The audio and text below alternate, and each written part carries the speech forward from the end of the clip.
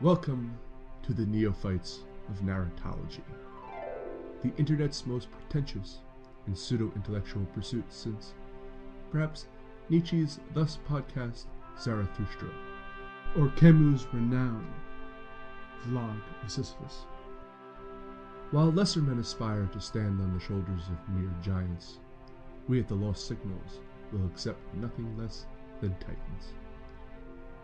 So join us as we delve into the fundamentals of narrative nuance and critique the critics who proclaim to know the universal qualities of effective storytelling.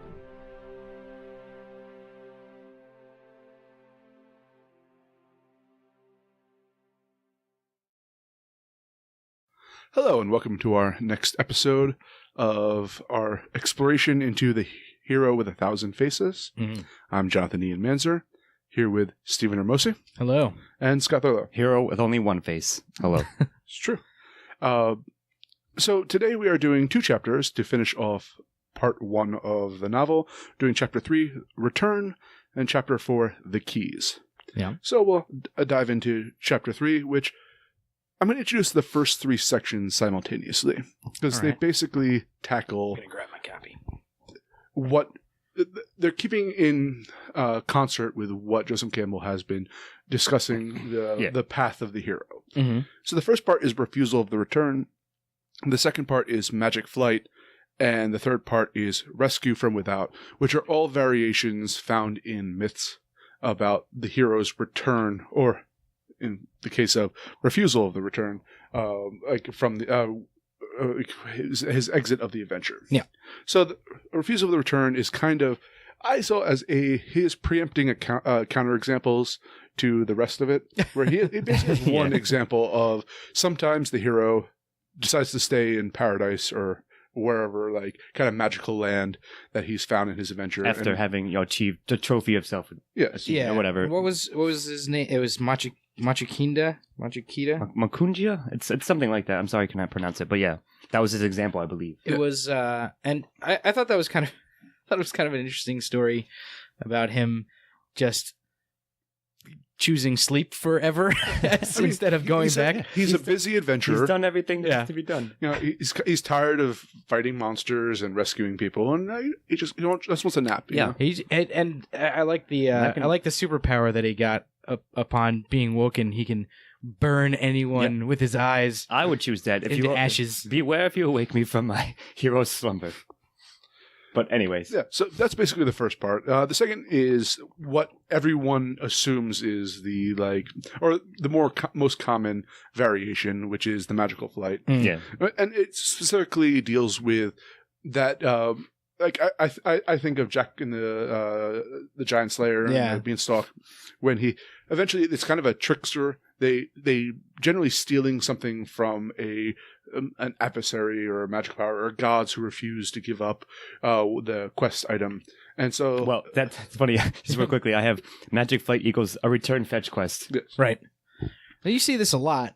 Oh yeah, so it's a very possibly the most used one. You know, there's always that one of the you have to flee from wherever you got the magical boon from, or not the boon, but the object of your hero's journey. It provides what I think is called descending action after you reach the climax of the story, to give something for the hero to do that's still engaging at the end of the thing. But I'm going to actually give a quote from here. If the trophy has been attained against the opposition of its guardian, or if the hero's wish to return to the world has been resented by the gods or demons, then the last stage of the mythological round becomes a lively, often comical pursuit.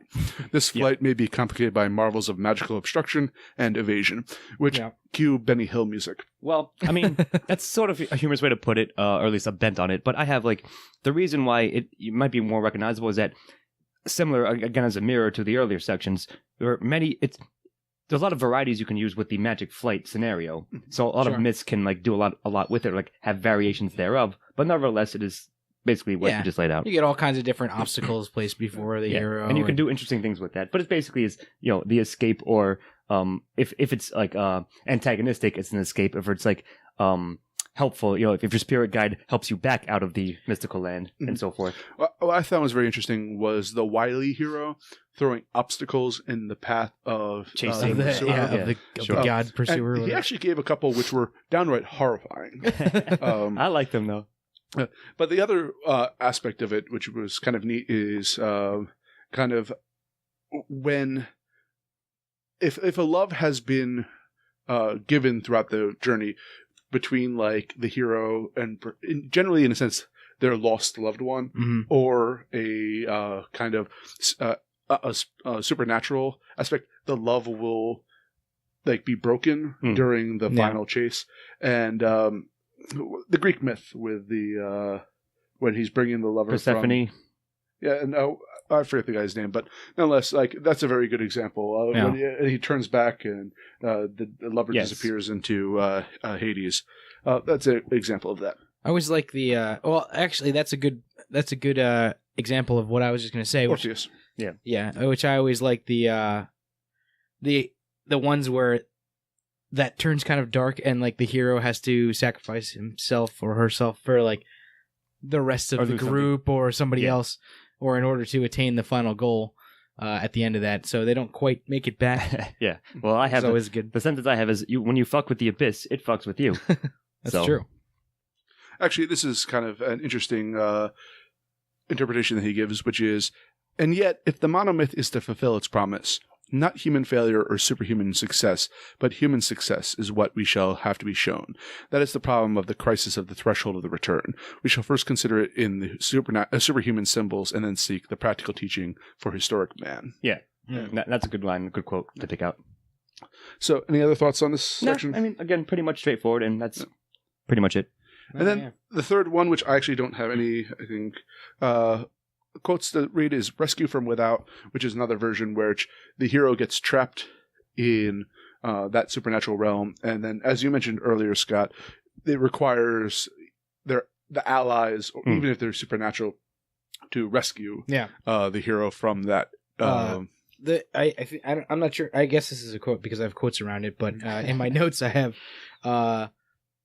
the world may have to come and get him. Yes. Which is an interesting take on it. You kind of get to the end of your hero's journey, and in order to return back home, either possibly against the hero's will, or because he is entrapped there, an outside force has to come and bring him back. Exactly. I have supernatural aid at the other end of the lead up to the return journey. Pretty much. Yeah. Sure. So the fourth section is the crossing of the return threshold, which I have summarized as you can't go home again. Yeah, I knew you would fucking bring that up. Go on, though.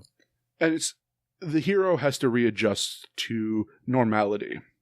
And he actually gives quite a number of examples of both the failures of heroes to do so in myth and also successes. Yeah. Well, yes, that's true. But what I have picked out, what I thought was interesting, is that when he returns and is attempting to, impart the knowledge of whatever he has gained from his journey onto the, of course, LCD is what I wrote down.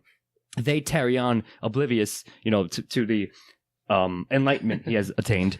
Right. But it's almost like, but what he has attained is like almost unexplainable deep truths. The opposite of Lovecraftian horrors is what I have. Like, yeah. Well, I think it's and one of the big ones that I took away from this was that the idea. He actually comes to the hero actually comes to the understanding that the kingdoms of life and death are actually the same one unified thing, yes, exactly. are one. And I thought that was a really interesting idea. Like, these are two separate things, very separate things to any normal human being, but when you come to the understanding that everything is one or part of the same thing, that's kind of the enlightenment of the hero. I have you're exactly right, Steve-O, and I have in my notes I have it phrased as a cosmically attained consciousness, if you will. And I think he brings up, if not in here earlier, I have it somewhere else. So imagine there's a scale, right? Like a line scale. On one end you have superhuman success, on the other end you have human failure. The hero achieves human success, right, and then shares that success with other humans or parts of his tribe, what have you, that he has attained, and is dispersing the knowledge and wisdom gained. Now, from here on out, I'm actually going to read a lot of quotes from this text because it becomes what I wanted it to become in these chapters. Ian found his hero's journey within Hero 1000 Faces at this moment. Yes, go ahead. So here's a great key to the understanding of myth and symbol. The two kingdoms are actually one. The realm of the gods is a forgotten dimension of the world we know. And the exploration of that dimension, either willingly or unwillingly, is the whole sense of the deed of the hero.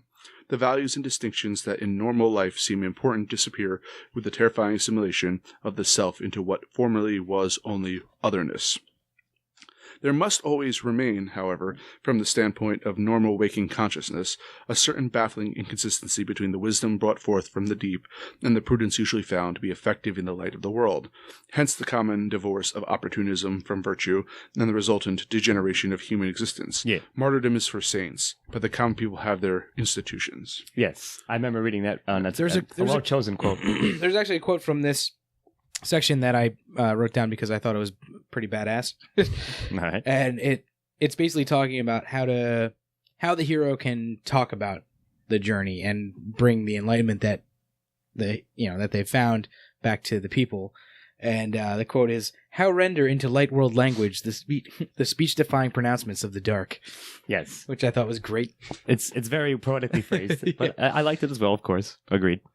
I think this is basically summarizes it all with both returning to normalcy and the hero having to give up, or in a sense reject the fantastical world he visited. The returning hero, to complete his adventure, must survive the impact of the world. Mm. And yeah, exactly. And that's it's pretty clear cut, but it's an important point to consider within the myths. Yeah, indeed. I guess so. This was kind of my favorite section, I think. This and the next one, I think. The next one was also good, but just the idea of crossing the return threshold, trying to reintegrate back into a society that you are now completely divorced from because of go on. or that you are in some way completely above. Yes, right. Exactly. That's how because of how you have. Because of the things that you've witnessed and the things that you've done. Yes.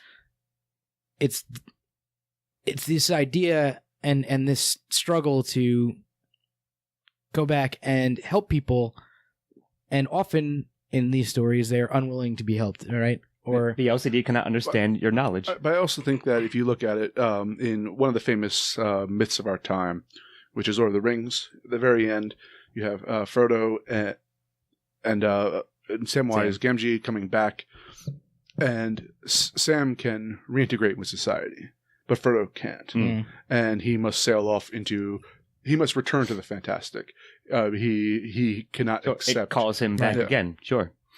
So, any other thoughts on part 4? No, I mean that's again pretty much it. And as you said, I felt as I went on, this is the hero I wanted, if you will. Yes, and it's only going to, I feel, get more philosophical as he and I think he set up in a very lengthy way. Yeah, part his 1 credentials exactly in the first part, and now he's saying, "All right, I'm going to now put philosophical application to what I've demonstrated." Yes, exactly. And so he begins really in Master of the Two Worlds, which is part 5. Yep. Which I'm going to start off with a quote, which is right the first paragraph. "Freedom to pass back and forth across the world division, from the perspective of the apparition of time to that of the causal deep and back, not contaminating the principles of the one with those of the other, yet permitting the mind to know the one by virtue of the other, is the talent of the master.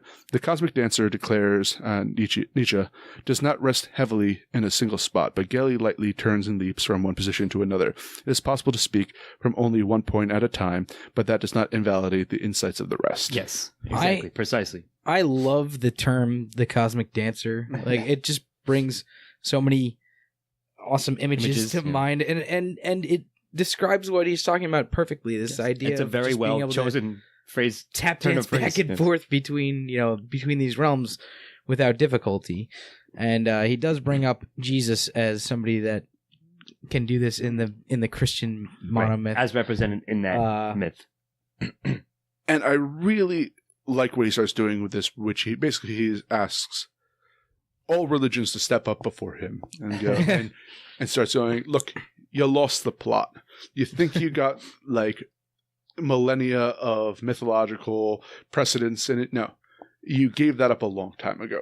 And he starts really discussing what the important aspects of mythology is, and how, in a sense, when a religion and other mythology becomes, in a sense, just an action you take. Yes. Without the context of the greater messages, exactly. it loses all of what it meant to suggest. I don't know if it's in this one or in the next part, but he basically says like baptismal rites, where he's going like, yeah, they're doing a lot of motions in there, but a lot of people like he feels that the reason that they go through these motions is lost in the modern day, and like, so I have a quote I want to read. Okay.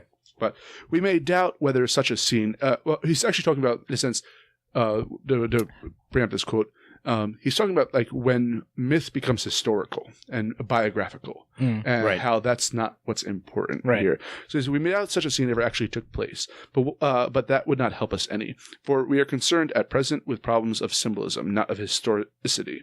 We do not particularly care whether Rip Van Winkle, Kamar al-Zaman, or Jesus Christ ever actually lived. Their stories are what concern us, and these stories are so widely distributed over the world, attached to various heroes in various lands, that the question of whether this or that local carrier of the universal theme may or may not have been a historical living man can be of only secondary moment.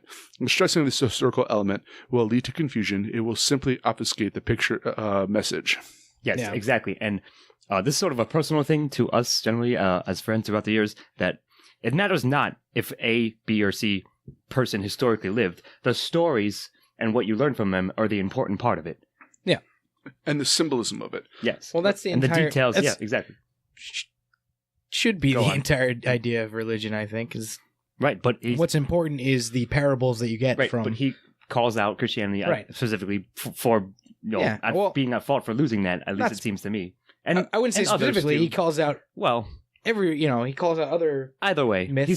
He starts with Christianity then. But either way, the point remains... But I think that he starts with Christianity simply because he's writing for a Western audience where Christianity would have the dominant... Right, sure.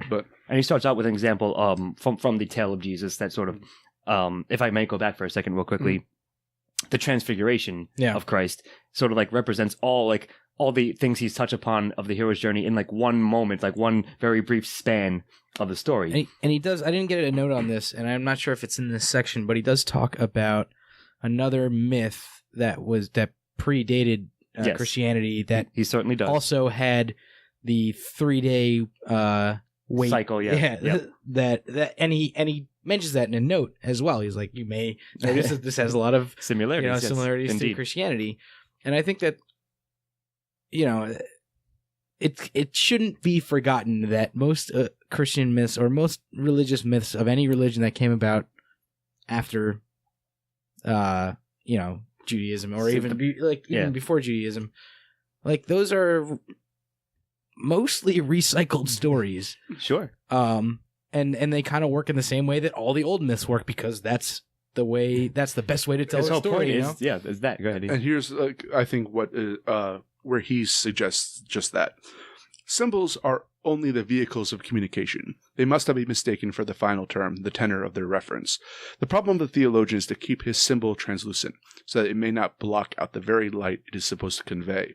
Mistaking a vehicle for its tenor may lead to the spilling not only of valueless ink, but of valuable blood. Yes, I remember that quote very clearly, and it's, again, very well phrased, and his point, I think, is very clear because it's phrased as such. Yeah, he does get more poetic in these sections as well. And I think in a very... Which I enjoy. An excellent way, for sure. But again, I think that he's... his passion's coming through right now. The points that he wanted to convey. This is his thesis right here. Everything before this was sort of groundwork, in a sense, saying the premises that he was building upon. Yeah. So now we're on to Freedom to Live, which I summarized as salvation through narrative. I have dispel ignorance. Is the goal of it. I had a paraphrased little section here. This is kind of the invention of the image of oneself as an exceptional phenomenon in the world is justified because one represents good, right, in your own mind. Yes. And like this is where the hero has to justify his own existence or her own existence in and relate it back to what they've done Sure. Yep. in their own hero's journey, and also find a way to, I don't like I just said, I guess I'm just going to repeat myself, but like justify themselves, Convey themselves. I think it's in also, order to, fill their spot in the world. he's saying here that myth, in a way, to if people are given to create their own narratives, everyone will have their own aspect of good, as you just mentioned. Sure. So narratives provide, like the myths provide a structure to society, the institutions of the people, and the heroes are supposed to be otherworldly in order to, like, not every one of us can go on our own hero's journey. So they give us a vehicle for which to both live out that that mythological aspect, but also provides us with, like, our culture with a kind of a standard of what is good and not. Yes. I have a quick thing. Again, this is something personal to me a bit because I've been playing Torment Tides of Numenera. Shout out to that game. Are you the changing god or are you just a cast-off? Of course, like, it just raced through my mind as I read that section, if you get that reference. But certainly, like, as you guys said, that is the aspect he's pointing out here within that. So I have one quote from this section, which is, "A realization of the inevitable guilt of life may so sicken the heart that, like Hamlet or like Arjuna, one may refuse to go on with it. Yes. On the other hand, like most of the rest of us, one may invent a false, finally unjustified image of oneself as an exceptional phenomena in the world, not guilty as others are, but justified in one's inevitable sinning because one represents the good. Yeah, of course. Such self-righteousness leads to a misunderstanding not only of oneself, but of the nature of both man and the cosmos. The goal of myth is to dispel the need for such life ignorance by effecting a reconciliation of the individual consciousness with the universal will. And this is affected through a realization of the true relationship of the passing phenomena of time to the imperishable life that lives and dies in all." And like I said, dispel ignorance and you will be free. Yeah. Free to live. So that is chapter 3, unless any of you have any other points to make about it. No, like I said, he probably says it better than, like, as we agreed, and I'll just reiterate one more time, that this sort of this section delves into, I liked it a lot more. And I thought there was more. It was more substantive, and I enjoyed it. And the way he phrases his points was quite noticeably excellent. Not that it wasn't before, but again, it got better, if you will.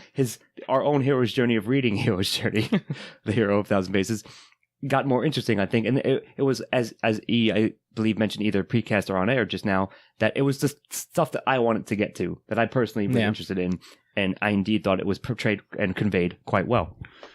Now, the Keys is the final chapter. Sort of a coda, kind of. Yeah. It's 4 pages long or something like that. And the first, it's basically a summary of, which I was initially going to read out, but you've heard our summary of it already.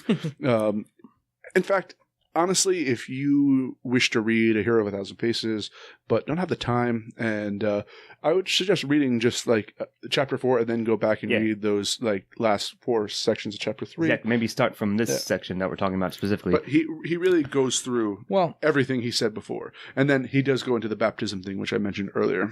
Yeah. I mean, I would say that if you want to get the full scope of this idea of what a myth is and how a myth works, then you have to read the whole thing. But it wouldn't be a bad idea to start with this chapter, read exactly. That's what I was saying, and then go back and read from the beginning if it's something that you're interested in doing. But for sure. you get a good idea, and he actually, if you've ever looked up anything about this book, I was going to say you're going to bring up. You're going to see chart. this chart that he has, and it kind of just explains the whole circular the myth cycle, pretty much. Yeah, the whole circular hero's journey, and it's a really interesting. I mean, you can look it up right now. It'll take you 2 seconds. I'm sure you can. You'll find it. Hero of 1,000 Faces.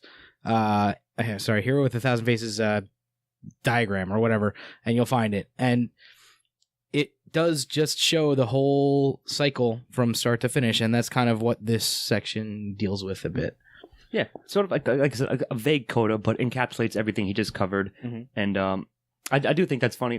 Not funny, but now that you mention it, it might be an interesting idea to start here, then go back and read it that way. Yeah, I would agree with that. There's also another part in this that is kind of a mournful part. Mm-hmm. in a way that I feel when you deal with adults, filmmakers who talk about, like, make movies about the loss of childhood imagination. I think Robin Williams did a lot in that back in the day. Where he's talking about, in a way, instead of kids growing up and losing their imagination, it's about as civilizations progress, they lose their myths. Yeah. Yeah. And something, it is inherently, like, innocence is lost. Yes, exactly. With applying science, biography, and historical aspect to. Even if not innocence itself, like a certain viewpoint that may have been helpful or like was spiritually satisfying is like sort of stamped out. Yeah. Right. Often it's I would contend, I guess, Sure. that often it's because it's not useful to the culture anymore, or they feel they're beyond it. Sure. Right. Exactly. Once you get to the point where that mode of thinking is so ingrained that you don't have to teach the myth to teach the way of behaving or whatever that it's supposed to. Yeah, it's no longer a relevant example or story, sure, even though it probably should be, as Campbell himself points out. And the thing is, like, you could look from the viewpoint of a civilization growing up. It won't need the myths anymore, as you kind of pointed out. But then I think you always have the people who are like, why couldn't we have these like the myths? Like, Joseph Campbell obviously loves mythology, and I could definitely see his like heartbreak at what he views is the misinterpretation of myth. That they brought it into a museum for study. Or the misuse of it as well in general, sure. Or what is it? They took the wild animal captured to put in a zoo for study, and like when it should be out. And that's like what I get from this. And it really does come through that he's mournful about like this nature of mythology in today's society, whether it's right or wrong. That's what I get. He certainly him. feels its loss, at least to himself, and sort of imparts that section with a bit of that sense. But I think through doing that, he enables helped it to forge the creation of new myths, right? Exactly. Like, sure. Obviously, there are a lot of writers since this book came out that have attributed their works directly to him, or said that he has been massively, influential in creating those. So, I think that in doing that, in that, he, like you say, that there's a mournful tone. I see that in there, but he's also, I think, hopeful that there are new stories coming through, and he's kind of trying to show, here's the way that it's been done before. Like, if you want to recreate this, and he's been successful, as you just mentioned, in at least spurring a new generation to sort of do that, and coming up with a framework for how to interpret storytelling. Yeah. So that's all I have to say about this section. I don't have much to add, but as we said and as we discussed, it was quite well. It was more engaging, at least to me. Oh, I agree. Given that 100%. Given that was one come before, and I thought it was again well done, well structured, and I'm excited to read like the next part, and we might be even more enthusiastic in the next cycle. Yeah, I'm kind of interested to see what comes next. So I started reading this book years ago, and I didn't finish it, and you're beyond the threshold, if you will. I've gotten past the point where that I got to before. I'm interested to see what comes next, because now he's explained the whole hero's journey, the whole cycle. And what is that? There's like half of a book left, so I'm looking forward to seeing what is in that next half and what he talks about as well. But I think this section, again, as I'll say for the last time, was the stuff that I really wanted to get into, and I liked the way he did it, and I enjoyed it greatly. Oh, absolutely. So I'm Jonathan Niemanzer, here with Stephen Ramosi. Have a good night. This is Scott Thurlow. See you next time. And we'll be back with part 2 eventually. Good night. Have a good night. Editing and engineering by Scott Thurlow. Music by Christopher Morgan. Check us out on YouTube and iTunes for the shows, and on Facebook and Twitter for updates.